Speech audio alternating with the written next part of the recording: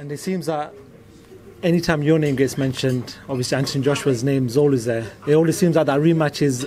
People want to see that rematch again. They want to see... Because there was a point where you rocked him and, you know, there's questions that still can be asked as a new, improved Dillian Whyte from that fight. But how much do you want that fight? I want a fight more than I want to take breath. But, you know, everything in its time and place, you know, everything is time and place. These kind of fights at this level, there's so many things that you need to make sure it's right before you take these kind of fights, you know. So, right now, I got Dereck Chisora to focus and I'm not overlooking him and disrespecting him and planning other fights and looking at other fights. So, I'll spank the donkey and then we'll see. I let him eat her a bit and see what happens. Is there any beef with AJ still? Have you still got any beef with him?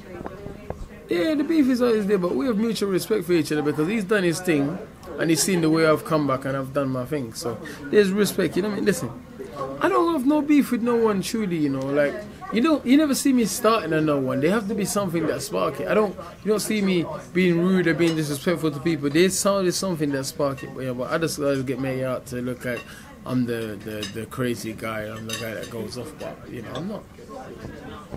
Let me just ask you just 2-3 more questions. I want to ask you about a fight that happened a couple of weekends ago. Alexander Usyk, Tony Bellew.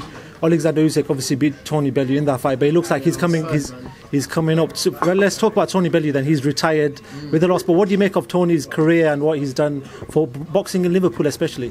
Tony's a bit of a Cinderella man. You know, he's tough. See Tony. I see a lot of the same quality I see myself that I see in Tony Bellew. He's tough, he's resilient, and he's shown extreme grit and desire. You know what I mean? After the losses he's had, picked himself up, dusted himself up, came back and won a world title.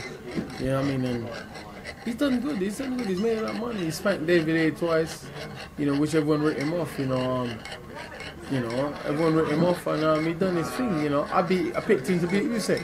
I picked him to beat Usyk by knockout, and I believe he could have knocked Usyk out. I had fought the way he normally fight, but it was a bit odd. The one time he needed to fight instead of box, he started boxing, and I didn't understand it. But you know, he done great, man.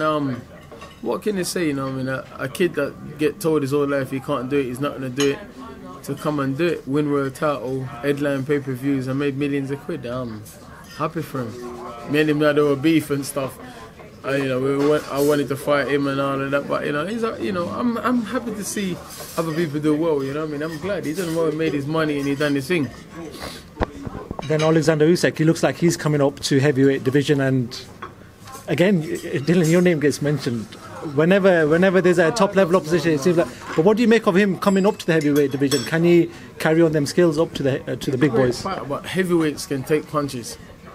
They're big guys and they can give punches. You know, we can take and give punches. Proper heavyweight with big guys, and we're not going to play no games with him. We're not going to try and outspeed him because we know how quick he is. We're going to try and rough him up and try and rupture something in his spleen or something, you know, and take the fight to him. But he's a very skillful guy. He's got a lot of skills and all that sort of stuff. So let's see.